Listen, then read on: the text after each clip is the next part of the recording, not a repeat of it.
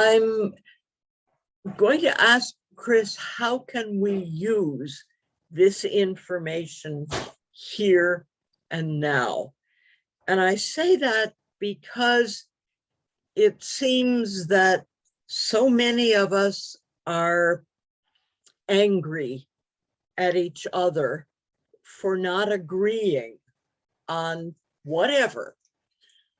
How can we use what you have just told us to dissipate that anger, to direct it in a useful fashion?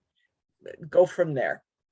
And you're reading my mind. That is just a really a wonderful question.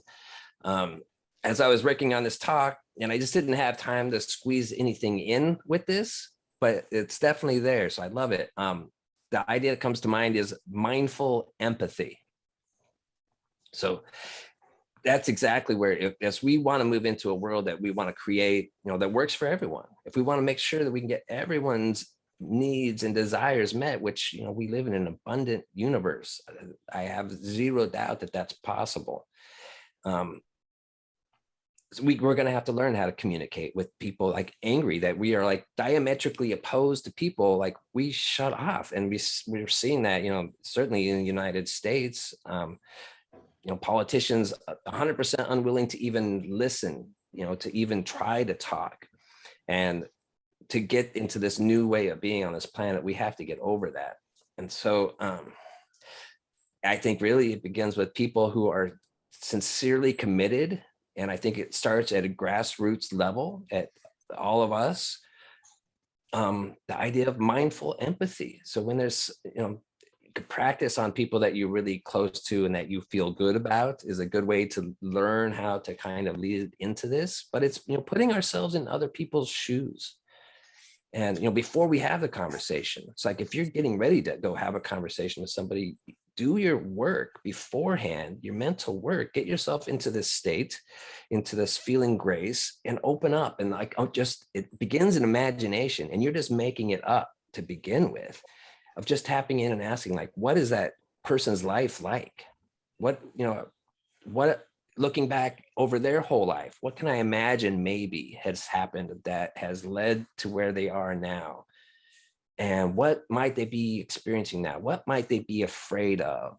And opening up into that empathy of really mindfully, like trying to imagine as much as you can about them. And one way to do it, because when you want to start trying to empathize with somebody that you're really in opposition with, it's really hard to get over that hurdle over whatever it is that you are so, against, or that rubs you completely wrong.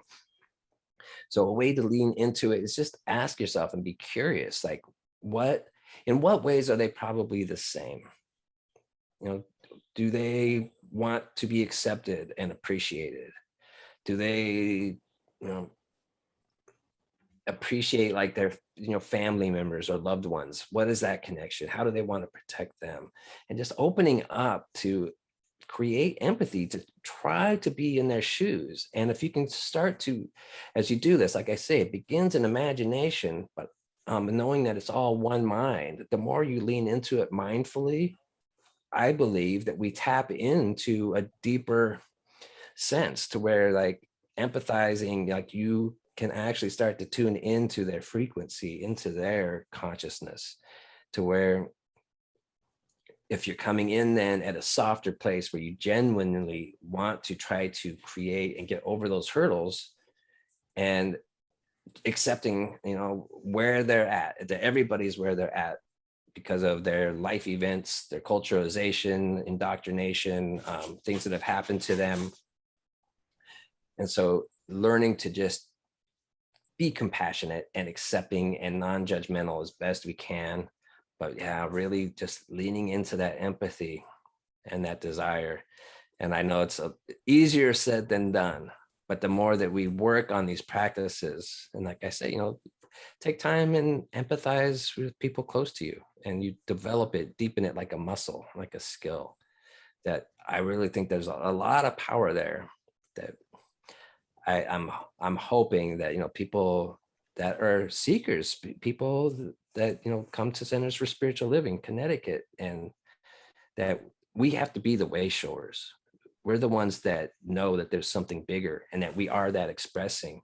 And so if we're not, I mean, we are the ones that need to really bring this out and demonstrate how much power there is and that this stuff works. And when we get the resistance and the kickback, remind ourselves, go back to center and remind ourselves, this is just the physical experience. It's part of that richness, and that the core of who I am is always going to be okay. Nothing can ever harm that, never can hurt that. Just bring yourself back when you get into that activated state, dismiss yourself from conversations if you need to, rather than, getting reactionary, because two things, fighting is never going to bring the result.